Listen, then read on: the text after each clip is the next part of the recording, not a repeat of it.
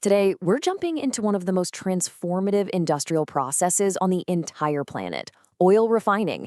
It's really a story of modern day alchemy, turning this black gunk into the fuels that power pretty much everything. So let's follow that journey, all the way from the oil well to your gas tank. It really all starts with this one question. We use the final products every single day, right?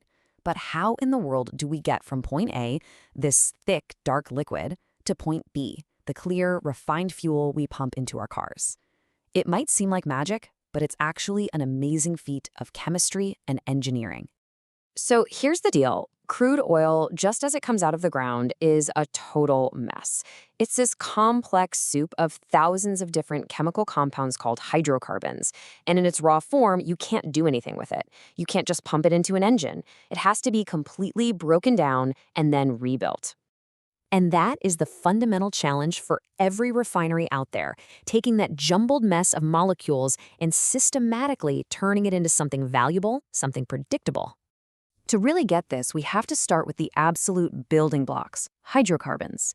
Now, these are organic compounds made of just two elements, hydrogen and carbon. And pretty much everything about them, from how heavy they are to how they burn, all depends on the number and arrangement of those atoms. And their size, well, it makes all the difference. For example, you've got methane with just one carbon atom, while butane has four. It's these lighter, simpler molecules that are the most useful and the most valuable. The problem is, crude oil is jam-packed with much larger, heavier, and more complex chains that we just can't use as they are. And that, in a nutshell, is the refinery's job. It's like a massive industrial-scale chemistry set, and it's designed to do three things. First, sort all the different hydrocarbon molecules.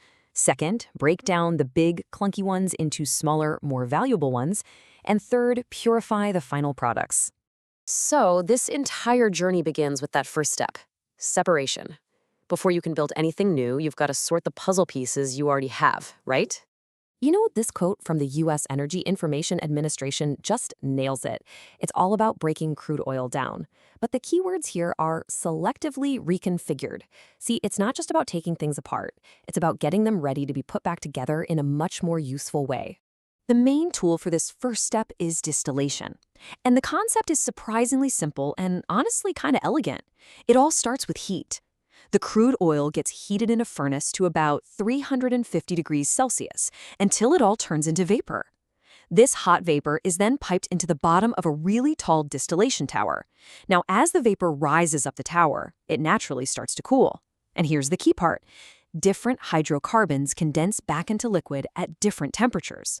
This means the heavier molecules turn to liquid lower down in the tower, while the lightest ones travel all the way to the top.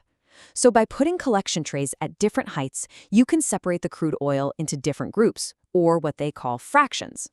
And this gives you a great picture of what comes out of that tower. The absolute lightest molecules, things like propane and butane, they rise all the way to the top. A little lower down, you get the components for gasoline. Below that, kerosene and jet fuel, then diesel. And at the very bottom, you're left with the heaviest, thickest stuff, the residue. But here's the catch.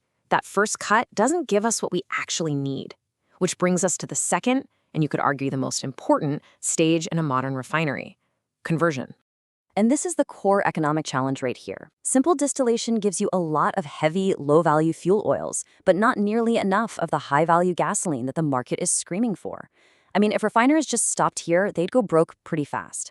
This supply and demand mismatch is precisely the problem that conversion was invented to solve. The history of refining is really just the history of solving this exact problem. The first refineries back in the 1860s, they just needed kerosene for lamps. But then the automobile came along. So by 1913, thermal cracking was invented to break down heavy fuels to make more gasoline. Fast forward to World War II, and fluid catalytic cracking was developed to produce the huge amounts of high-octane aviation fuel needed for the war. Every step forward was a response to a new demand. So what exactly is cracking? Well, it's pretty much what it sounds like. It's a process that uses intense heat, a ton of pressure, and a special powdered catalyst to literally crack those long, heavy hydrocarbon molecules, the gunk from the bottom of the distillation tower, into the smaller, lighter, and much more valuable molecules that make up gasoline and diesel. And the sheer scale of this process is just staggering. Every single day, catalytic crackers around the world process more than 10 million barrels of heavy oil. That just tells you how absolutely vital this conversion step is to meeting the world's energy demand. Now, refiners have a couple of different tools for the job. The main one is fluid catalytic cracking, or FCC. You can think of that as the workhorse for making as much gasoline as possible. But there's also hydrocracking. It uses hydrogen to be more precise and flexible, and that lets a refinery produce really high-quality diesel and jet fuel to meet whatever the market needs. So, we've separated the molecules and we've converted the heavy ones into lighter ones. But we are not done yet. The final step is all about quality control. We call it treatment. The main process here is called hydrotreating, and what it does is it uses hydrogen to react with and remove unwanted impurities. We're talking especially about things like sulfur and nitrogen that are just naturally found in crude oil. So why does this final polish matter so much? Well, first off, it's absolutely essential for making the cleaner fuels that can meet today's strict environmental standards. Getting rid of sulfur, for instance, cuts down on harmful emissions like sulfur dioxide. It also improves the quality and stability of the final fuel and cleans up the raw materials before they go to other sensitive units, protecting expensive equipment from getting damaged. So there you have it. The whole complex world of oil refining really boils down to this logical 3-act structure. You separate the crude into its natural parts, you convert the low-value heavy parts into high-value light ones, and then you treat the final products to purify them.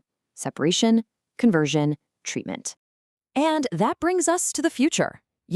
Just as refining evolved from making kerosene for lamps to gasoline for cars, it's now facing another major shift.